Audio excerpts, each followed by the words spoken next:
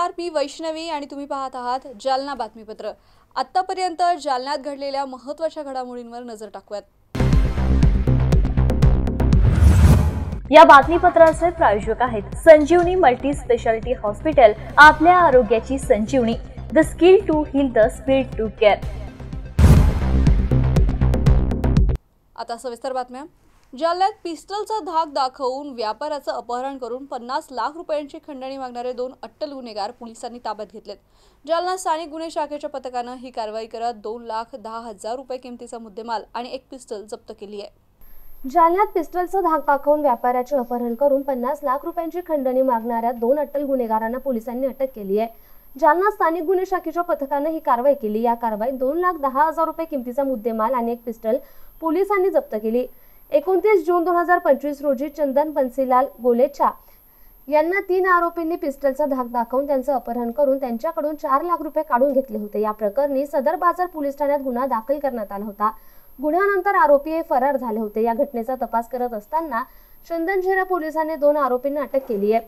अक्षय रवींद्र गाडेकर आणि विठ्ठल भीमराव अंभोरे अशी अटक करण्यात आलेल्या दोन्ही आरोपींची नावे आहेत। गुन्ह्यातील आरोपी अक्षय रवींद्र गाडेकर आणि विठ्ठल भीमराव अंभोरे हे दोघे जण जालना शहरातील विशाल कॉर्नर येथे थांबले असल्याची माहिती स्थानिक गुन्हे शाखेच्या पथकाला मिळाली होती। त्या माहितीवरून स्थानिक गुन्हे शाखेचे 3 पैकी 2 आरोपींना अटक केली आहे। आरोपींनी गुन्ह्याची कबुली दिली असून फरार असलेल्या एका आरोपीचा पोलीस शोध घेत आहेत। या कारवाईत एक गावठी पिस्टल, 77,000 रुपये रोख, एक मोटरसायकल आणि 3 मोबाईल फोन असा एकूण 2,10,000 रुपये किमतीचा मुद्देमाल पोलिसांनी जप्त केलाय। या प्रकरणातील अधिक तपास पोलीस करतायत।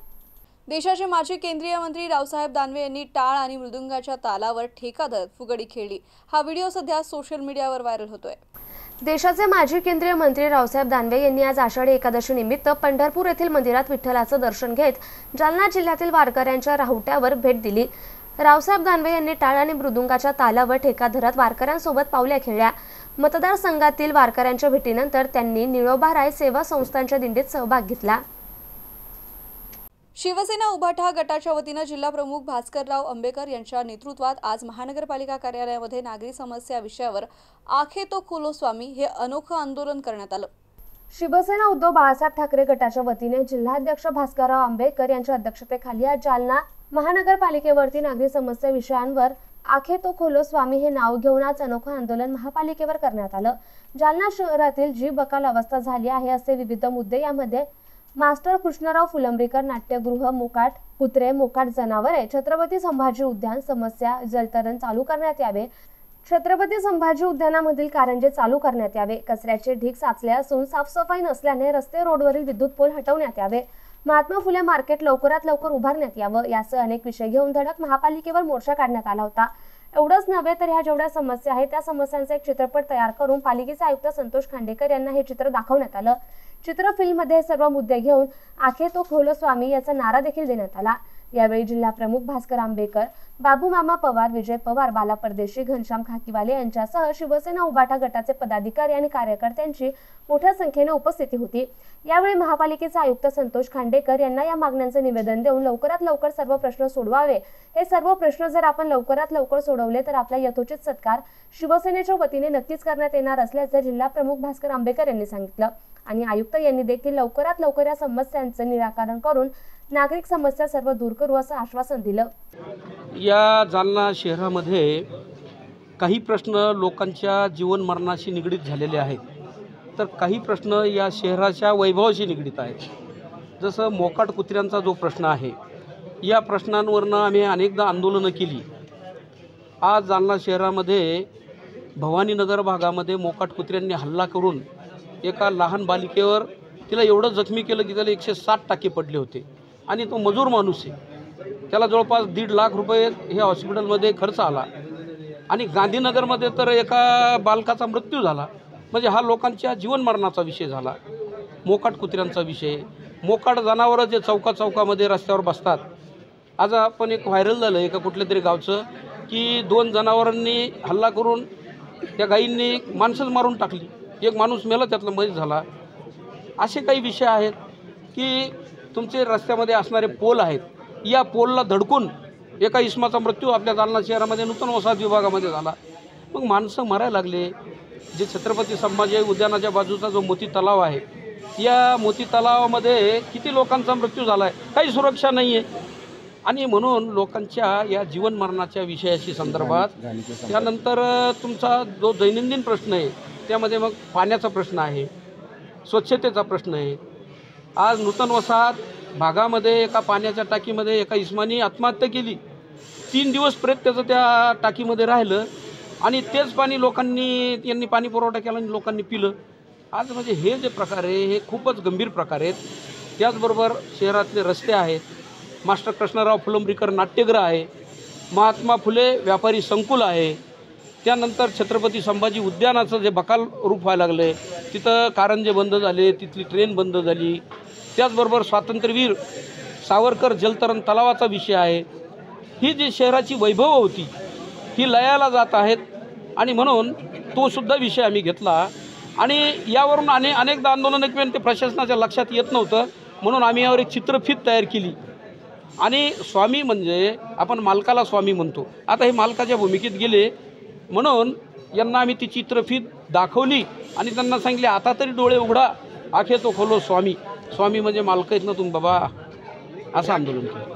या आखे तो खोलो स्वामीचा पुढचा भाग कधी पाहायला मिळेल?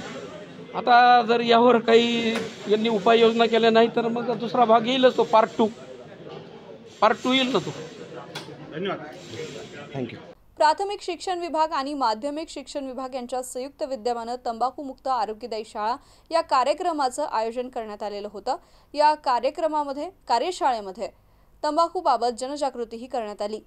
प्राथमिक शिक्षण विभाग माध्यमिक यांच्या संयुक्त विद्यमाने तंबाखूमुक्त आरोग्यदायी शाळा कार्यशाळेचं आयोजन JES महाविद्यालय इथे करण्यात आलं होतं. विद्यार्थ्यांमध्ये जनजागृती व्हावी, तंबाखू आणि सिगरेटपासून विद्यार्थी दूर राहावे या उद्देशानं तंबाखूमुक्त आरोग्यदायी शाळा त्या अनुषंगानं आज कार्यशाळा आयोजित करण्यात आली. त्यासाठी सना फाउंडेशन मुंबई येथून सना फाउंडेशनच्या जिल्हा समन्वयक सारिका मॅडम यांनी उपस्थित त्यांना मार्गदर्शन केले.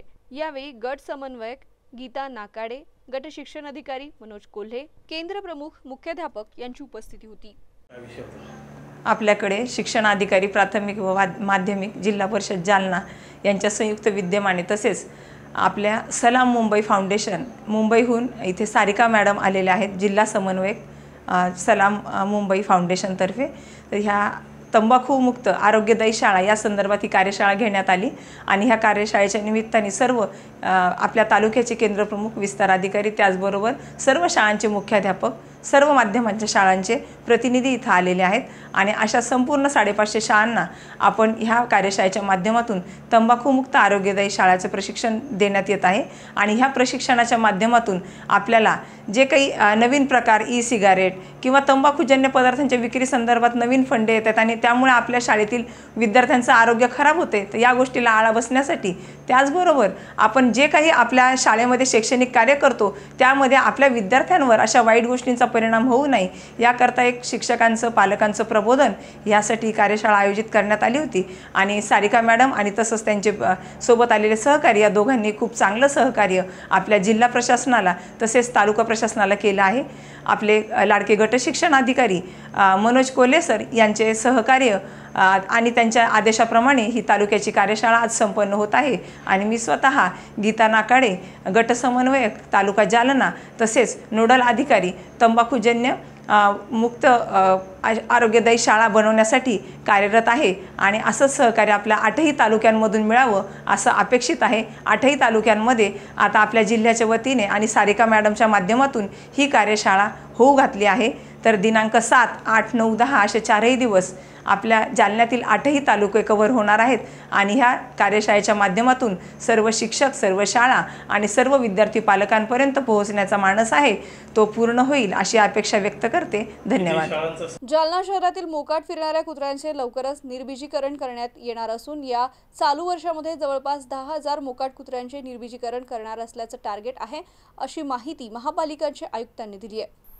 जालना शहरातील मोकाट कुत्र्यांसंदर्भात निर्बीजीकरण करण्याची वर्क ऑर्डर महापालिका प्रशासनाच्या वतीने काढण्यात आली असून निर्बीजीकरण करण्यापूर्वी त्याची सर्व व्यवस्था करणं हे आवश्यक असून डॉग कॉर्नलचं काम करायचं आहे ते सध्या सुरू असून येणाऱ्या 10 दिवसांमध्ये हे काम पूर्ण होईल। पहिल्या टप्प्यामध्ये 25 लाखाचा साधारणपणे 2,500 कुत्र्यांचे निर्बीजीकरण करण्यात येईल। त्याचबरोबर आणखी 50 लाखाची मागणी जिल्हा नियोजन समितीकडे करण्यात आली असल्याची माहिती आयुक्त संतोष खांडेकर यांनी दिली आहे। या चालू वर्षामुळे जवळपास 10,000 मोकाट कुत्र्यांचं निर्बीजीकरण करण्याचं टार्गेट महापालिका प्रशासनाच्या वतीने ठेवण्यात आलंय। मोकाट कुत्र्यांच्या संदर्भात आपण निर्बीजीकरणाची वर्क ऑर्डर दिलेली आहे। निर्बीजीकरण करण्यापूर्वी जी त्यांची व्यवस्था करणं आवश्यक आहे, जे डॉग कॅनलचं काम करायचं आहे ते डॉग कॅनलचं काम सुरू आहे की 10 दिवसामध्ये डॉग कॅनलचं काम पूर्ण होईल आणि त्यानंतर प्रत्यक्ष निर्बीजीकरणाला सुरुवात होईल।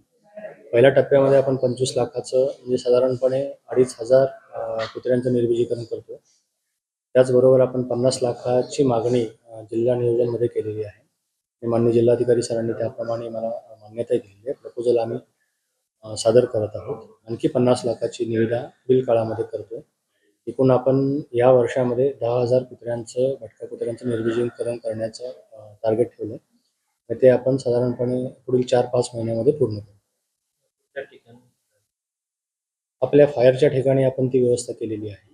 याच ठिकाणी सर्व कुत्र्यांचं निर्बीजीकरण केलं जाईल। त्यांच्यासाठी वाहतूक व्यवस्था इतर सर्व बाबी त्या ठेकेदारामार्फत केल्या जाणार आहे।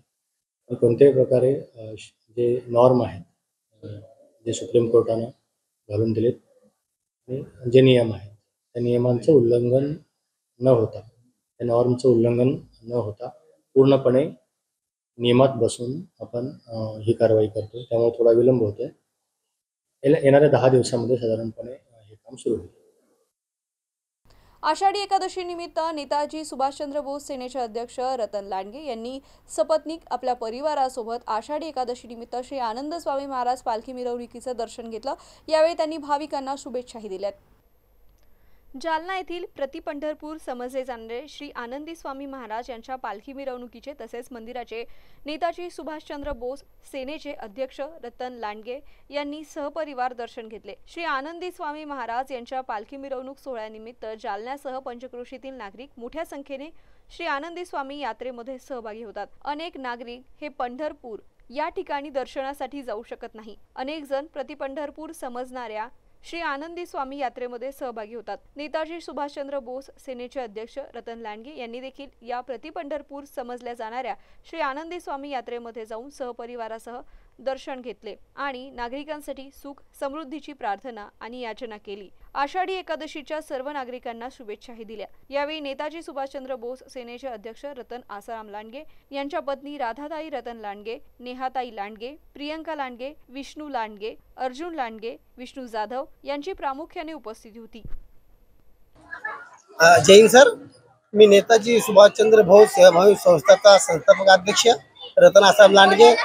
आज आमचे सर्व कुटुंब, माझा परिवार, लांडगे परिवार, माझे मित्रमंडळी, आज आम्ही आषाढी एकादशीचे आनंद स्वामी यांचे आम्ही दर्शन घेतले।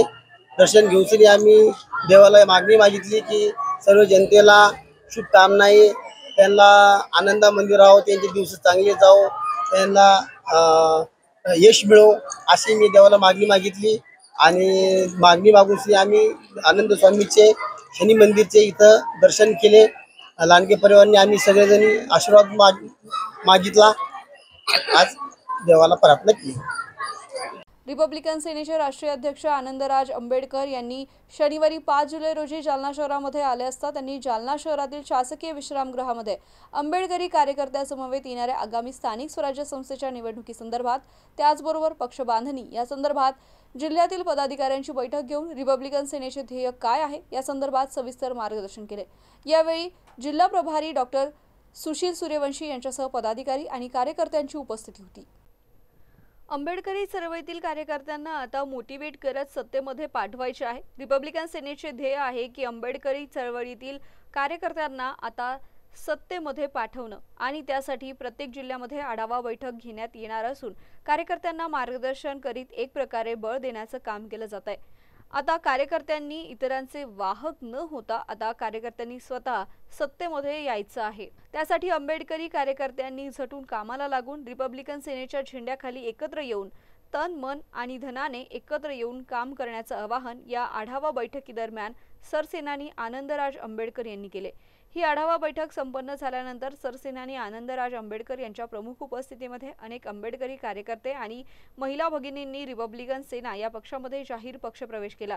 शासकीय विश्रामगृह येथे आयोजित या आढावा बैठकीनंतर रिपब्लिकन सेनेचे राष्ट्रीय अध्यक्ष आनंदराज आंबेडकर, महाराष्ट्राचे नेते तथा जिल्हा प्रभारी डॉक्टर सुशील सूर्यवंशी, महाराष्ट्राचे नेते तथा प्राचार्य सुनील वाकेकर, मराठवाडा अध्यक्ष मिलिंद बनसोडे, रिपब्लिकन सेनेचे जालना जिल्हा अध्यक्ष पश्चिमचे लिंबाजी वाहुळकर, पूर्वेचे जिल्हाध्यक्ष दिनेश आदमाने, जिल्हा तालुका अध्यक्ष भीमराज खरात, महिला अध्यक्षा कांता बोर्डे, अधीस रिपब्लिकन सेनेच्या जालना जिल्ह्यातील पदाधिकारी, युवक आणि महिला आघाडीच्या पदाधिकारी, आंबेडकरी कार्यकर्त्यांची यावेळी मोठ्या संख्येने उपस्थिती होती। बैठका वगैरे पक्षाच्या हे दोन या संदर्भात आगामी निवडणुकीच्या अनुषंगाने आज काय बैठक वगैरे घेतली, काय मार्गदर्शन केले सर? रिपब्लिकन सेनेचं ध्येय आहे की आंबेडकरी चळवळीतल्या कार्यकर्त्यांना आता सत्तेमध्ये पाठवणं आणि त्यासाठी प्रत्येक जिल्ह्यामध्ये मी बैठका घेतोय, कार्यकर्त्यांना मोटिवेट करतोय आणि तुम्ही इतरांच्या आता इतर लोकांचे तुम्ही फक्त वाहक होतात, आता तुम्ही स्वतः सत्तेमध्ये जायचंय। नगरपालिकेमध्ये नगरसेवक असाल किंवा झेडपीमध्ये जिल्हा परिषद सदस्य असाल, पंचायत समितीमध्ये तुम्ही सदस्य व्हा, ही आमचं या आंबेडकर चळवळीतल्या लोकांना सांगणं आहे आणि त्यासाठी एकत्र या, रिपब्लिकन सेनेच्या झेंड्याखाली एकत्र या, तुम्ही आम्हाला साथ द्या, आम्ही तुम्हाला सत्ता देतो, ही आमचं धोरण आहे आणि आमचं घोषवाक्य आहे आणि त्यालाच धरून आज या इथे जालन्यामध्ये खरंच अत्यंत चांगला प्रतिसाद लोकांनी दिलेला आहे आणि मला खात्री आहे की जालना हा आंबेडकरी चळवळीच्या दृष्टीने अत्यंत पोटेन्शियल असणारा जिल्हा आहे आणि याच्यातून नक्कीच चांगलं काहीतरी निर्माण होईल याबद्दल खात्री आहे। आज काही पक्षप्रवेश सुद्धा झाला, अनेक वेगळ्या संघटनांमधून लोक आलेली आहेत आणि वेगळ्या तालुक्यांमधून लोक या पक्ष आमच्या रिपब्लिकन सेनेमध्ये सामील झालेली आहेत। अत्यंत चांगल्या पद्धतीचा हा कार्यक्रम झालेला आहे। पाऊस असताना सुद्धा एवढ्या मोठ्या संख्येनं आणि स्वतःहून लोकांनी येणं हे म्हणजे लोकांमध्ये एक प्रकारे अत्यंत चांगल्या पद्धतीची ऊर्जा आहे, लोकांना काहीतरी नवं घडावं असं वाटतंय आणि आंबेडकर चळवळीमध्ये एक तयार झालेला व्हॅक्यूम आहे आणि तो रिपब्लिकन सेनेच्या वतीनं आम्ही तो फिलअप करण्याचा प्रयत्न करत आहोत। सध्या जे काही सत्ताधारी यांनी शिक्षणाची दारे तर बंदच केलेली आहे, अशा पद्धतीनं नाही आताचं सध्याचं जे काही सरकारचं म्हणजे भारत सरकारचं धोरण किंवा महाराष्ट्र सरकार धोरण याच्यावरती बोलायचं झालं तर ते आपण पाहिलं असं स्किल इंडिया किंवा NEP याच्यातून त्यांना कामगार वर्ग तयार करायचा आहे, त्यांना अत्यंत उच्च शिक्षित या देशामधला गरीब दलित तरुण नको आहे, त्यांना स्किल वर्कर पाहिजे आणि त्यासाठी म्हणून हे सर्व प्रयत्न चालू आहेत। हे अत्यंत दुर्दैवी आहे, या देशामध्ये आज अत्यंत चांगलं टॅलेंट आहे आणि त्या टॅलेंटला योग्य तो न्याय या देशाने दिला पाहिजे। किंवा बाबासाहेब आंबेडकरांनी संविधानामध्ये सांगितलं होतं की देशामधला जास्तीत जास्त GDP आणि देशामधलं जास्तीत जास्त मोठं बजेट हे शिक्षणावरती खर्च करायला पाहिजे, पण दुर्दैवाने तसं होत नाही। उलट आज आपण पाहत असाल की 10 वर्ष झाली की शिक्षणावरचं बजेट कमी करण्यात येत आहे। या देशामध्ये जवळपास 60,000च्या वरती सरकारी, निमसरकारी किंवा ZP पंचायत समिती आहे किंवा अजून नगरपालिकांच्या शाळा बंद करण्यात आलेल्या आहेत आणि या इथे प्रायव्हेट शाळांना प्रोत्साहन देण्यात येत आहे। ते CBSE असतील, इंटरनॅशनल स्कूल, ज्यांच्या फी सामान्य वर्गाला परवडणार नाही आहेत आणि त्यामुळे सामान्य वर्गांची पोरं याच्या पुढे शिकणं कठीण झालं आहे। स्कॉलरशिप देणं बंद करायची सुरुवात झालेली आहे, फ्रीशिप देण्याची बंद झालेली आहे। त्यामुळे दलितांची, कष्टकऱ्यांची मुलांना शिक्षण हळूहळू अत्यंत महाग होणार, त्यामुळे शिक्षणावरचं त्यांचं लक्ष उडणार आणि या पद्धतीने अत्यंत सिस्टमॅटिक पद्धतीने यांना एक कामगार म्हणून यांच्याकडे बघितली जाणार अशी परिस्थिती निर्माण केली जात आहे। समाज कल्याणाचा निधी सुद्धा इतर आणि अत्यंत दुर्दैवी म्हणजे समाज कल्याणचा जवळजवळ 3,000 कोटीचा टोटल निधी हा समाज कल्याणचा हक्काचा असणारा SC आणि STचा निधी हा लाडकी बहीण योजनेला वळवण्यात याला. आमचं म्हणणं आहे त्यापेक्षा सांस्कृतिक आणि इतर अनेक खाती आहेत, पर्यटन वगैरे, त्याचा निधी त्याच्यातून वळवून घ्यावा, पण तो होत नाही. परंतु SC ST ला टार्गेट करून त्यांचा असणारा बजेटमधला निधी हा पळवला जातो. हे खरं म्हणजे या देशाचं दुर्भाग्य आहे. या देशातल्या राहणाऱ्या दलित, कष्टकरी, बहुजन समाजाचं दुर्दैव आहे असं मी समजतो. आणि आज आपण पाहिलं असेल, सारथी असेल किंवा बार्टी असेल, याच्यामध्ये जी मुलं PhD करतात त्यांना जी फेलोशिप दिली जाते त्याच्यावर सुद्धा बंदी आणायची आणि अत्यंत थोड्या मुलांना ती फेलोशिप द्यायचं असं धोरण या सरकारने आखलेलं आहे. हे खरं म्हणजे शिक्षणाची, उच्च शिक्षणाची खास करून या इथं असणाऱ्या दलित, कष्टकरी, मराठा, OBC या सर्वांची गळचेपी करण्याचा प्रयत्न आहे असं मी समजतो. वेळ झाली आहे जालना बातमीपत्रात इथेच थांबण्याची. पाहत रहा MCN न्यूज. नमस्कार.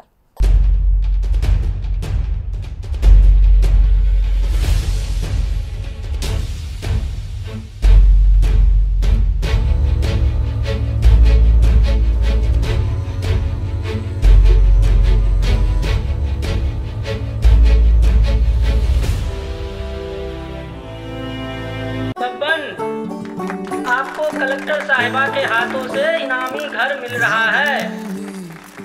आपका घर बहुत सुंदर होगा ना? अरे नहीं बेटा, हम तो बहुत छोटे आदमी हैं। चाचू डोंट वरी, मैं बड़ी होकर आपके लिए और सबके लिए मजबूत और सुंदर घर बना के दूंगी. कालिका सरिया लाना मत भूलना. कालिका TMT सरिया कंक्रीट से करे मजबूत जोड़ और भूकंप, संग, आग से लड़कर घर को दे दीर्घायु.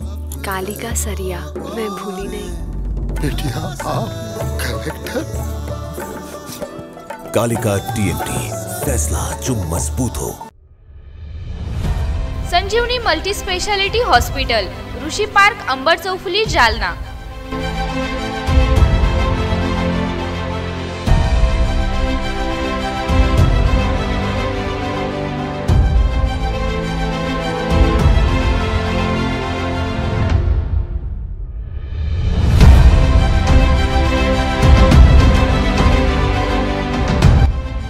महात्मा ज्योतिबा फुले जन आरोग्य योजना आणि प्रधानमंत्री जन आरोग्य आयुष्मान भारत योजना उपलब्ध.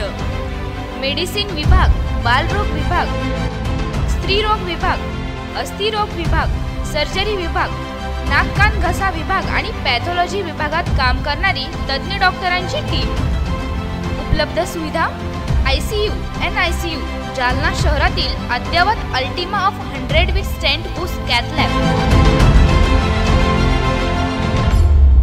मॉड्यूलर ऑपरेशन थिएटर, डायलिसिस विभाग, cardiac care unit CCU, angiography सुविधा, एंजिओप्लास्टी सुविधा, 24 तास अत्यावश्यक सेवा आणि कार्डियक ॲम्ब्युलन्स उपलब्ध. महाराष्ट्र पोलीस कुटुंब आरोग्य योजनेसह सर्व आरोग्य विमा कंपन्यांचे कॅशलेस उपचार. संजीवनी मल्टी स्पेशालिटी हॉस्पिटल, आपल्या आरोग्याची संजीवनी.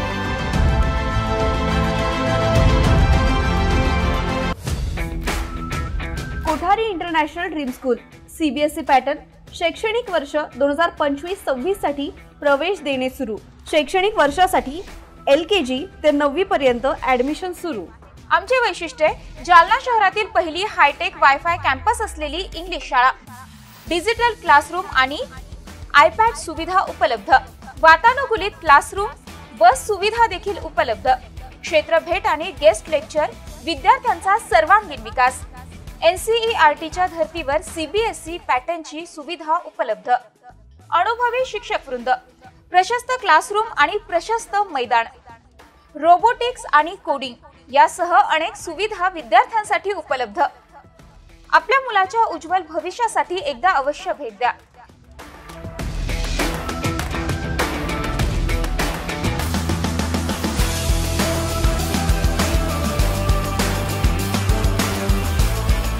Kothari international dream school, JES महाविद्यालयाजवळ, देऊळगाव राजा रोड, जालना. संपर्क 9663236007 किंवा 9067791007.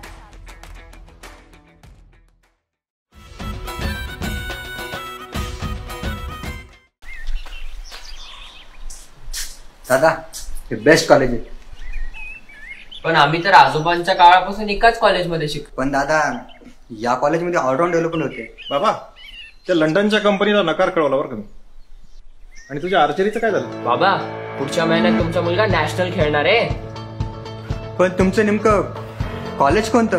JES college Jalna. Trust matters since 6 decades.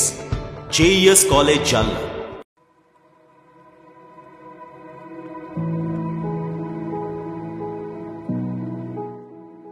Sir नमस्कार. इथे कस काय? हेच ते कॉलेज जिथे माझं स्वप्न पूर्ण झालंय.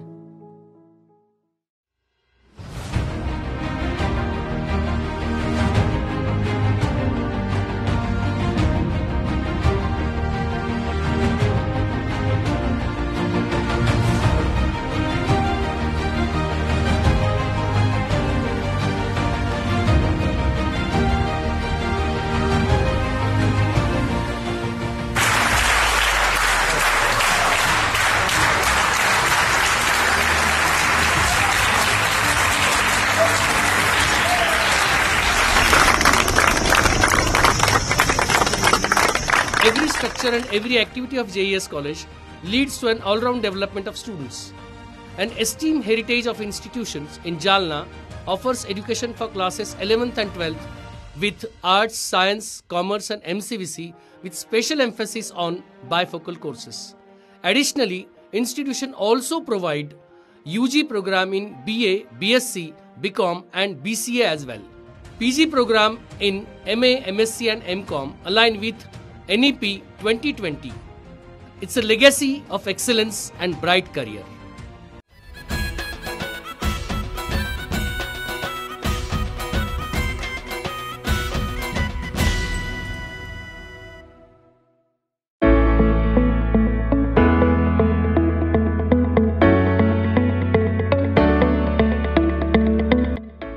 मत्स्योदरी शिक्षण संस्था संचलित अंकुशराव टोपे महाविद्यालय जालना कनिष्ठ आणि वरिष्ठ महाविद्यालयात प्रवेश देणे सुरू. महाविद्यालयास बँगलोर येथील नॉर्थ मार्फत पूर्ण मूल्यांकनात 3रा सायकल मध्ये अ दर्जा प्राप्त करणारे जालना जिल्ह्यातील प्रथम महाविद्यालय तसेच डॉक्टर बाबासाहेब आंबेडकर मराठवाडा विद्यापीठाच्या शैक्षणिक अंकेक्षणात अ दर्जा प्राप्त केला असून ISO प्रमाणे 2009-2015 प्रमाणे निसर्गरम्य वातावरणातील महाविद्यालयात आपला प्रवेश आजच निश्चित करा. कनिष्ठ महाविद्यालयात कला, वाणिज्य, विज्ञान आणि HSC व्हेकेशनल साठी 11वी व 12वी वर्गात प्रवेश देणे सुरू आहे.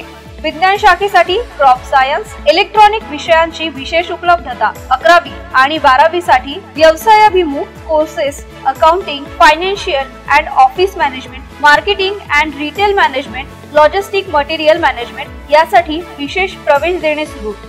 वरिष्ठ महाविद्यालयात BA, BCom, BSc, BCA या वर्गातून नवीन शैक्षणिक धोरणानुसार प्रवेश देणे सुरू आहेत. BA प्रथम वर्षात प्रवेशासाठी आपल्याकडे अनेक विषय उपलब्ध आहेत जसे की मराठी, हिंदी, इंग्रजी, उर्दू, भूगोल, मानसशास्त्र, इतिहास, समाजशास्त्र, राज्यशास्त्र, लोकप्रशासन आणि अर्थशास्त्र या सर्व विषयांची उपलब्धता. पदव्युत्तर विभाग MA यासाठी उपलब्ध विषय आहेत मराठी, हिंदी, इंग्रजी, भूगोल, इतिहास, मानसशास्त्र, अर्थशास्त्र, समाजशास्त्र, राज्यशास्त्र, लोकप्रशासन. MCom, MSc संगणक शास्त्रामध्ये प्रवेश देणे सुरू आहे.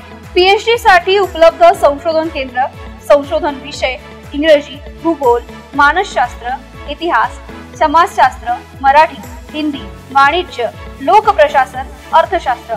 विद्यार्थ्यांच्या व्यक्तिमत्व विकासासाठी महाविद्यालयातर्फे विशेष प्रयत्न. क्रीडापटूसाठी भव्य क्रीडा सुविधा, संगणकीकृत ग्रंथालय, मुलींसाठी स्वतंत्र वसतिगृहाची व्यवस्था. आमचा पत्ता मोतीबाग रेल्वे ओव्हरब्रिज जवळ, जुना जालना. प्रवेश माहितीसाठी संपर्क उपप्राचार्य डॉक्टर संजय पाटील 82 75 51 56 92. उपप्राचार्य प्राध्यापक पांडुरंग खोजे 94 21 68 85 68. प्राचार्य डॉक्टर दादासाहेब गजहंस 87 88 11 97 61. अंकुशराव टोपे महाविद्यालय जालना. प्रवेशासाठी आजच संपर्क करा.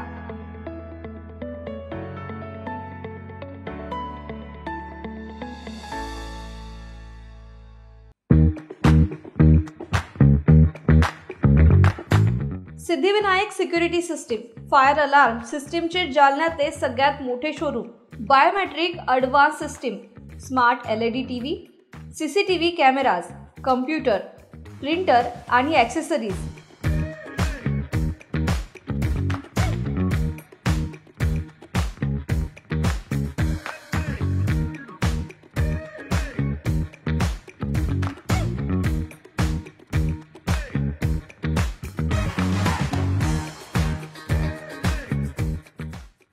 आमचा पत्ता Siddhivinayak house, LG 14, Rama orchid, गुरु गणेश भवन समोर, जालना. संपर्क 8208 89 95 77 आणि 9856 35 77 77.